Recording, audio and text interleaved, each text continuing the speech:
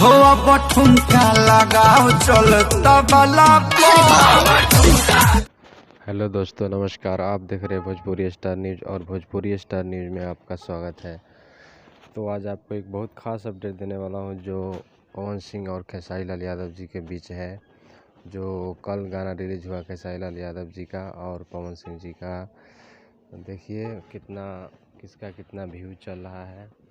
तो TF company से पवन सिंह का एक दिन में 3 लाख व्यू आया हुआ है और वहीं पे देखा जाए तो खेसारी लाल यादव जी का 3.2 मिलियन व्यू आया हुआ है एक दिन में।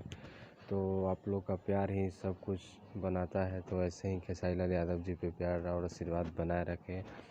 और आप लोग को पता होगा कि कौन कैसा इंसान है, तो ज़रूर इन पे मेहरबान ऐसे ही बनाए रखिए। और खेसारी लाल यादव जी आपके लिए नया नया सॉन्ग ऐसे ही लाते ही रहेंगे। तो दिल से धन्यवाद आप लोग का इतना प्यार देने के लिए।